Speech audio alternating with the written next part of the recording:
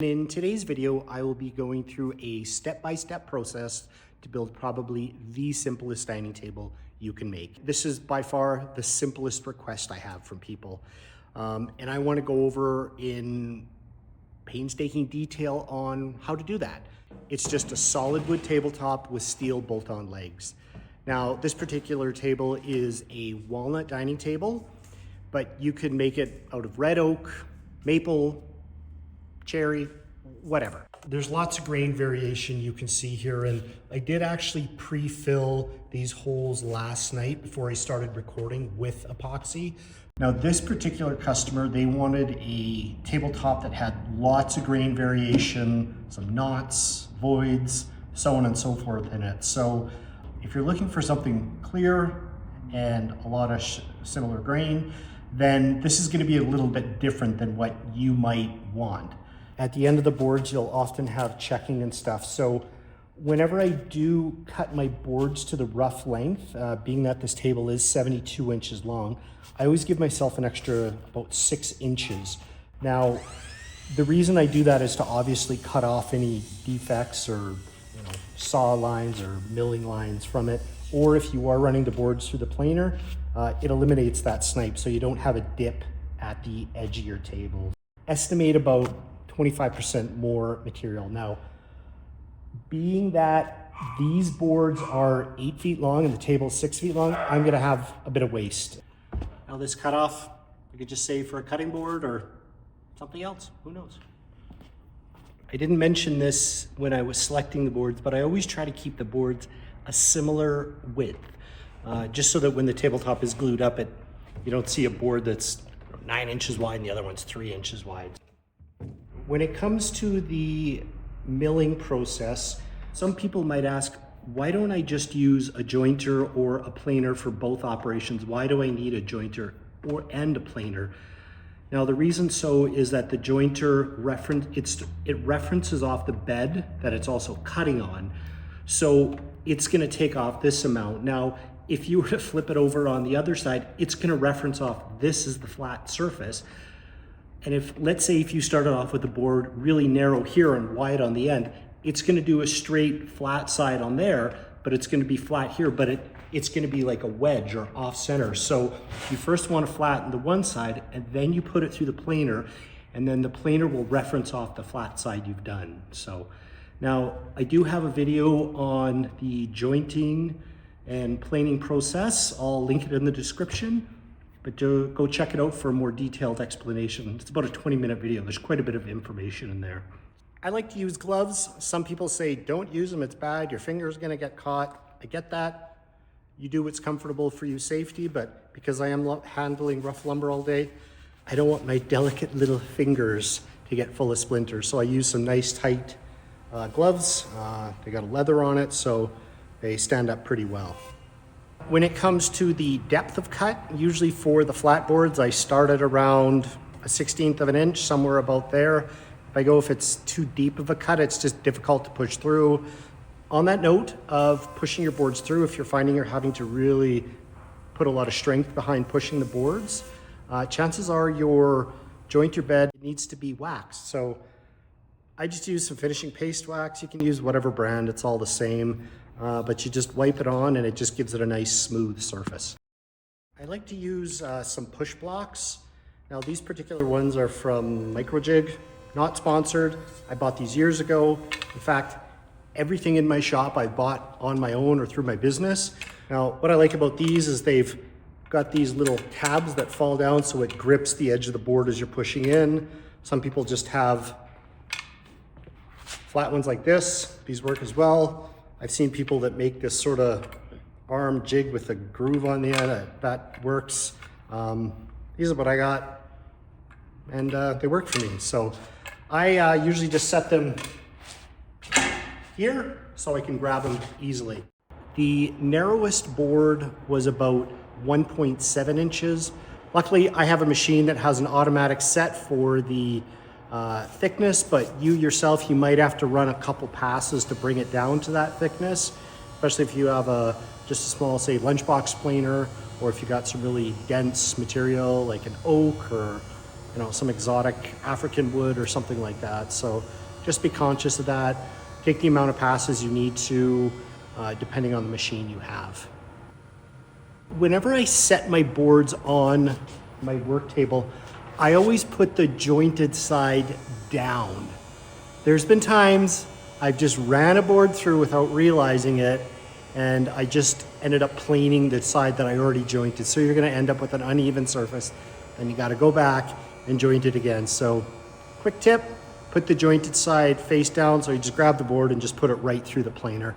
Whenever I end up putting my boards through the planer, I always put one side through, just because with my planer, I tend to get snipe on the front side, not the back side. So if I could put all that snipe on the one side, then that's gonna be where the defects are. So that gives me more wiggle room within those 6 inches to be able to cut it, cut the table to the final length. Now, some planers, they have snipe in the back, both the front and the back, whatever. You're gonna know your machine better than I will, but with mine, I have a little bit. Now, there's things you can do to eliminate snipe. You can put them in at an angle. You can put one board, and then when that one's halfway through, you can put the next board through. You can lift up on the end. There's all those things, but it's bound to happen. Snipe just seems to happen, and that is another reason why I add the extra 6 inches on the board, and I recommend you as well, because if you have a 72-inch table and your boards are 73 inches long, you're gonna have snipe grooves in the end of your table, and that's not pretty. You can sand it out, but if you look at it, you see a bit of a ridge, and I don't know, for me, that kind of bugs me a bit, but it's up to you, but I definitely recommend that 6 inches. Now, I've just got the last side to trim up.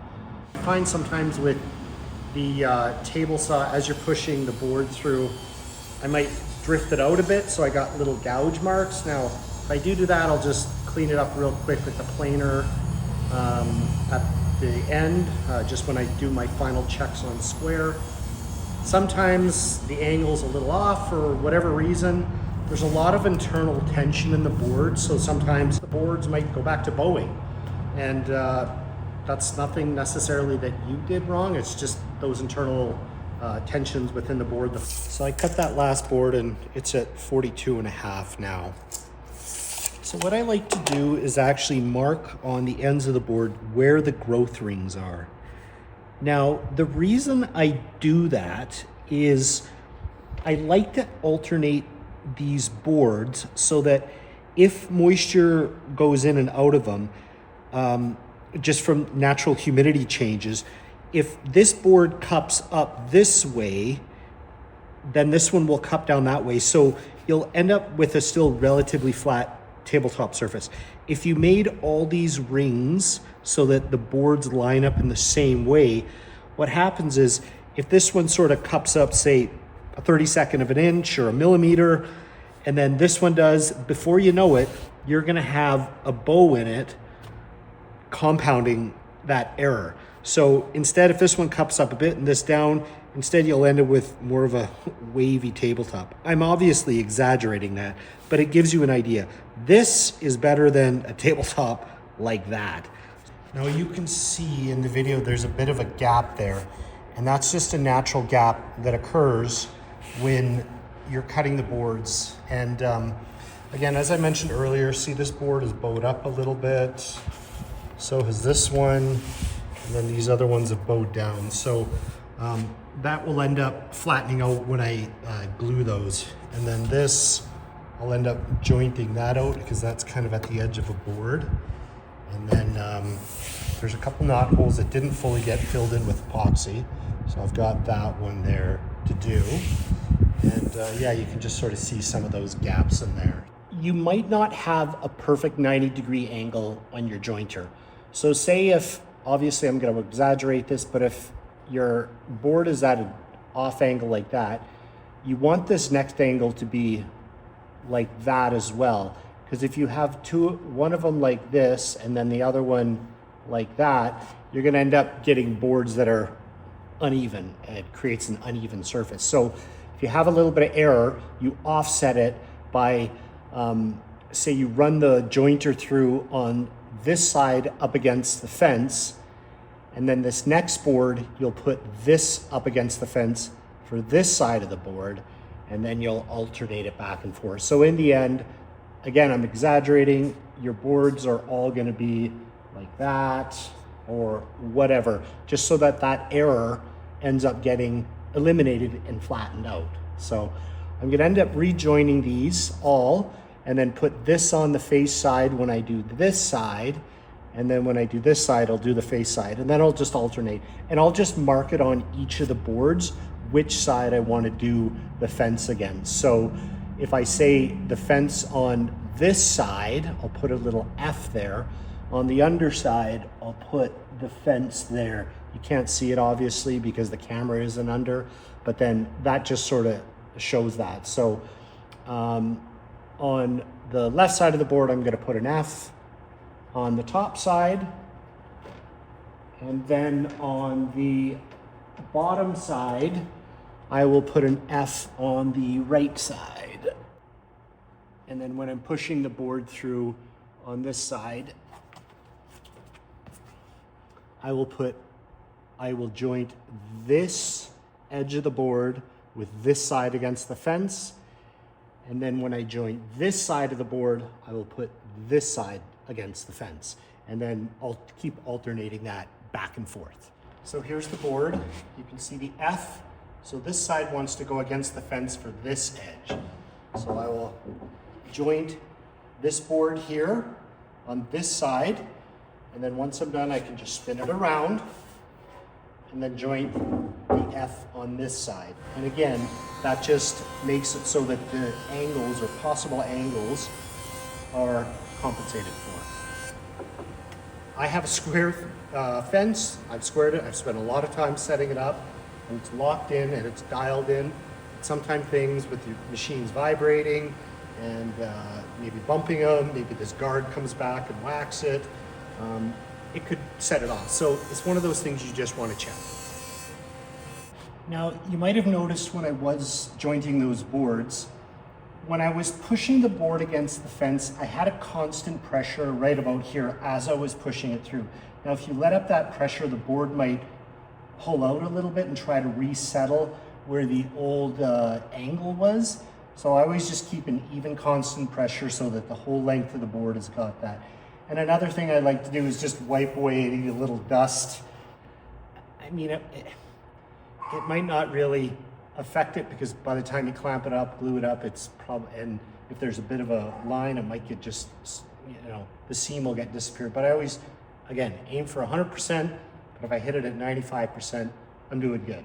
Now you can see that there is almost no gap. That board is just a little bit higher than the other one. I think there's some glue on the table, but the seams are pretty much gone now. So any of those little gaps have been completely eliminated. You can see that there's a mark there, and that's gonna end up getting cut off when I cut the table to size. Now, when you are, after you've done the final jointing, you wanna be very careful with these edges because there's been times where I've set them down on clamps or moved them around and I've actually ended up gouging it out.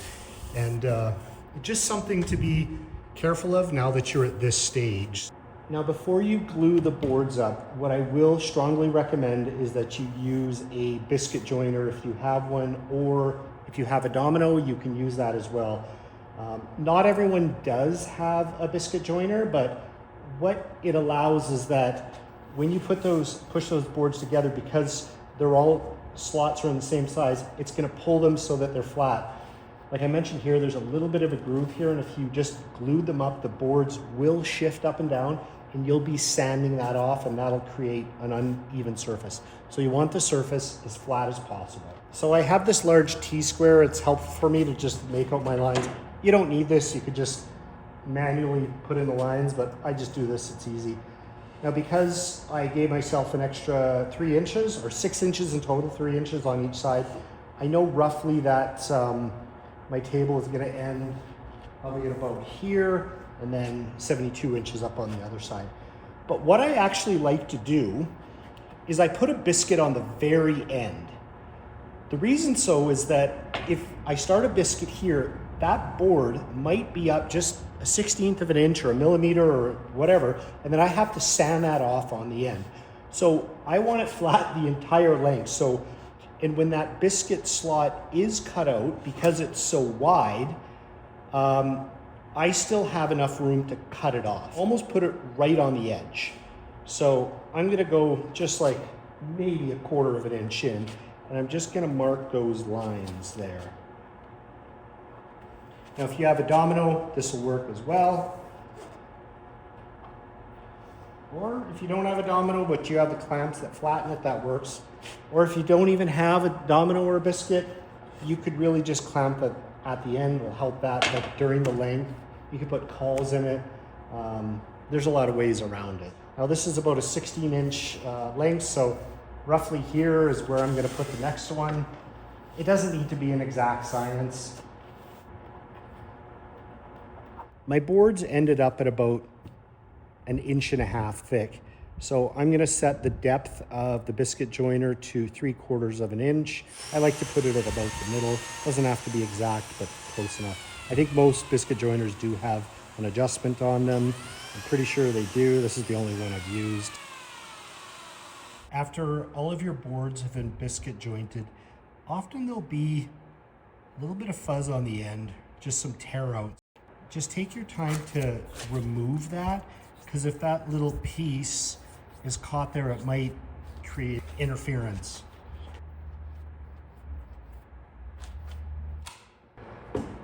I like setting my clamps about 12 to 16 inches apart, and I always set them on the workbench top, and then the other clamps will I will attach on the top side, just so that you can have even clamping pressure. After you've carefully placed your boards down, you want to roll them up on the bottom side of the clamps, so that if there is a little bit of damage on the edge of the face joint and the edge joint, it'll be on the underside. Applying the glue is pretty straightforward. I think most wood glues are pretty good. I found that Titebond, the original Titebond, actually, it doesn't expand and contract like Titebond 2 or Titebond 3. There's been times where I've used Titebond 2 or 3 on a table, and after it's been completely sanded and finished, I can feel these ridges where the joints are. And that's just because that glue expands and contracts a little bit. So it's got some more elasticity to it. So I think that's maybe why there's more strength, because it can flex a bit. I don't know, I'm not a chemist, but that's my guess. But take what you want from that. And you just adjust the clamps so that you've got a nice and flat surface. So it's going to be difficult to make every single line perfect, because some of the boards have slipped up a little bit, you can see here. But once you sand it, it's going to look perfect. I have those few knot holes I have to fill up, so I'm just wiping all the glue off. Now my day is almost over here, and I need to let this set up, and it's a good time to put in the epoxy, so the next morning they'll be cured and hardened. And I just take a drop of, it's like a brown, dark brown. One little drop is all you need. And then just mix it up. Now, if you do have an oak table or another wood with a very porous grain, you'll want to do all this epoxy work before you mill the lumber, as I mentioned earlier, but I missed a few knots.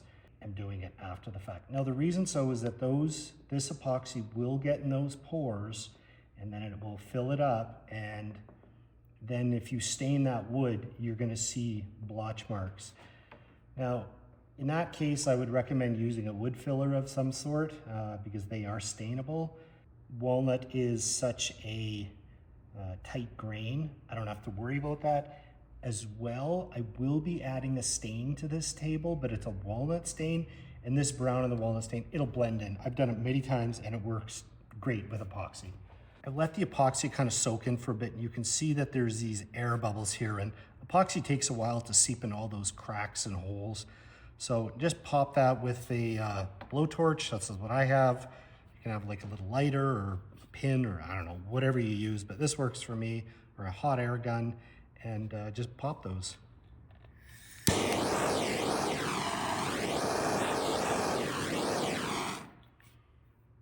And you can see the epoxy just around it kind of seeps back in. Yeah, just keep filling that up until it's full. I've allowed the glue to dry overnight. Now, typically you don't need to wait that long. 2 hours should be more than enough. But as I'm removing the clamps, I'm just checking to make sure that it is still level and it looks great. And everything's looking good so far. I like to put a blanket under the table just so that when I am shifting it around, flipping it over, it prevents any possible dings or scratches on it. Now, my workbench tabletop has quite a bit of dried glue bits and so on and so forth, so it's quite easy to scratch that surface. So just something to be aware of. With my sander, I have a hard-backed pad that I've purchased separately from Festool. Now, I'm pretty sure if you have a different brand, DeWalt, whatever it is, Makita, you can probably buy the hard pads. Now, what I like about the hard pads rather than the soft one is as you are sanding, it remains a flat surface and it'll help eliminate those bumps without just sort of bumping over it and then slowly taking it down. I find it's what works best for me. When you're sanding, I like to keep a constant even pressure and going back and forth.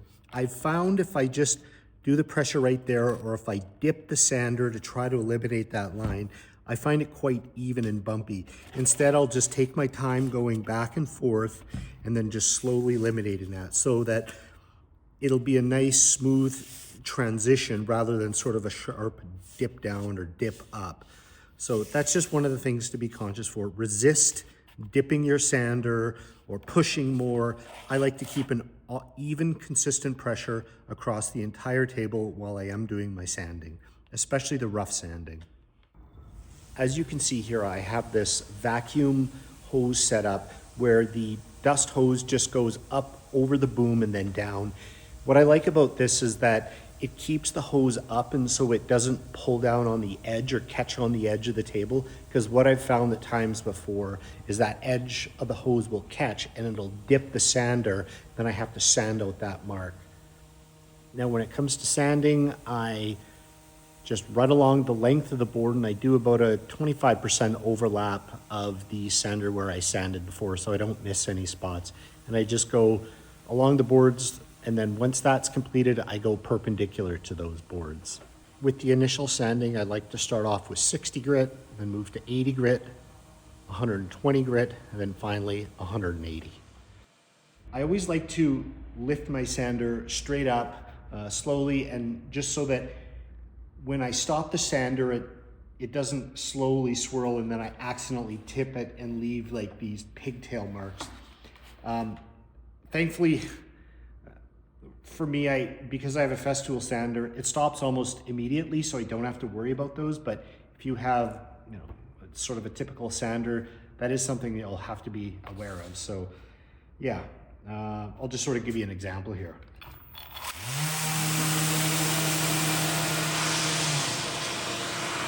I like to use CA glue and some activator to fill in those little holes and voids. Now, you can use wood filler or something like that, but I find that this cures pretty much instantly, so I can keep working on or going on with the project. The next thing we're going to do is cut the ends off just so I can get the final length of the table. Now these biscuits come in probably about 1.5 inches, 2 inches, something like that. I do have a track saw here, so I'll just line it up. You can use a circular saw with a jig or something like that to cut your straight line. As you're cutting, you're going to want to hold that off-cut piece off, because if you don't, when it gets to the end, it will pull down and it might chip out the edge of the table, which you want to avoid. Now I just measure the length of the table. Now it is at 72 inches long, but I'm going to give myself a little bit of extra space, so I'll go to 73 1/4 and I'll mark the line. And then if there's any defects on the end, let's say I didn't fully cut off a biscuit, or if there's a knot on the end or something, I can just keep cutting it back to eliminate it.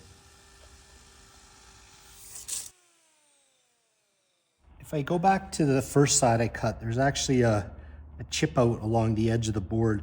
So I'm gonna cut that back. It's about 1/2 an inch, 3/4 of an inch, something like that.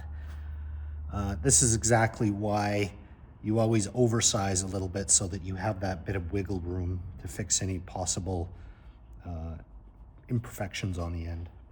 At this point, I like to flip the table over and sand the underside. I usually just sand it to about 120 grit. It's just the same process as before. Go along an even pass so you have a consistent smooth surface on the underside as well. Now that the rough sanding is done on the underside, I do like to place the legs. Now the reason I do that is because I want to sand off any pencil marks or lines or scuff marks or anything like that from the legs. For the size of table that I got, I want to place the legs inset about 12 inches. Now I want the customer to be able to push the chair in as far as possible.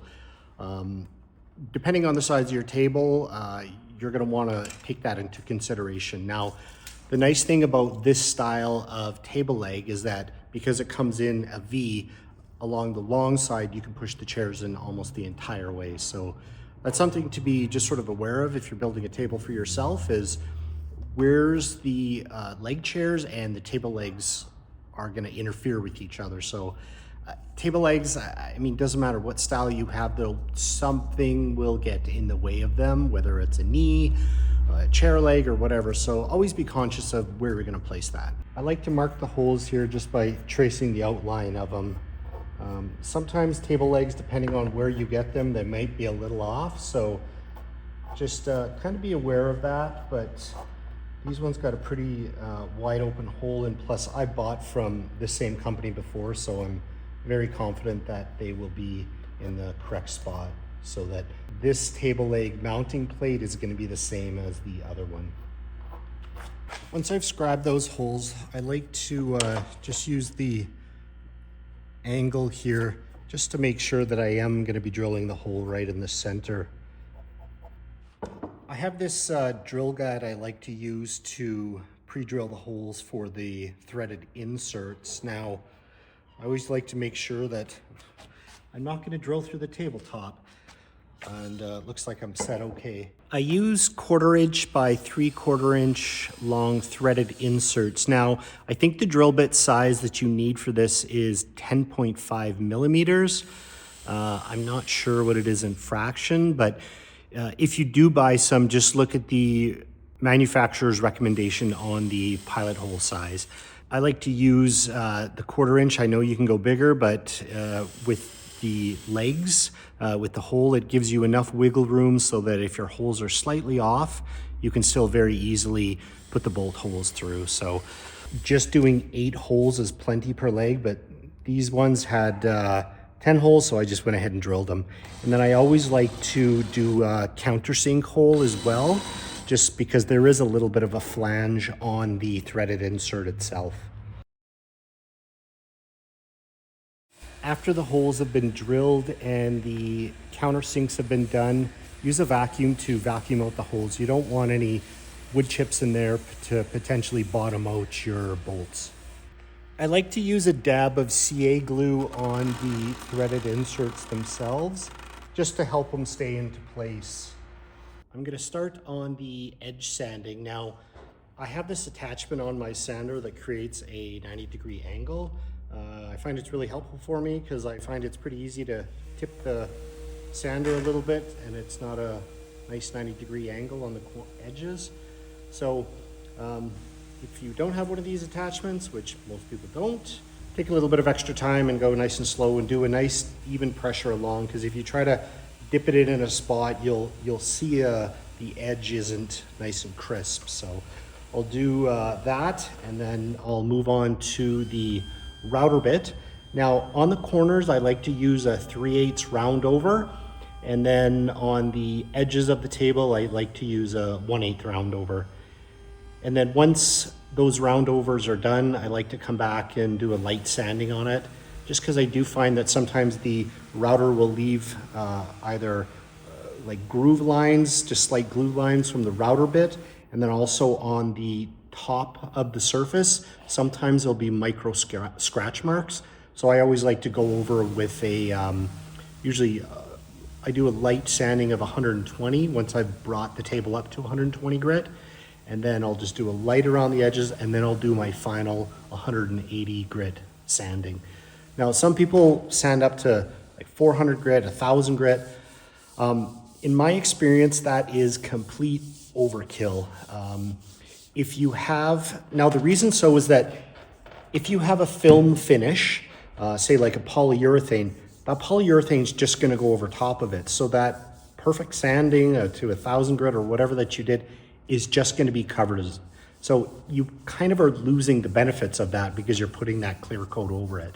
And then if you're using a hard wax oil, most of them have a recommendation to about 180 grit anymore, and the oil won't penetrate into the wood surface as much, so you'll have a less durable tabletop.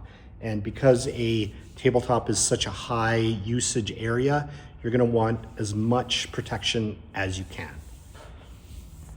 When it comes to the finishing process of walnut, I do like to add a stain.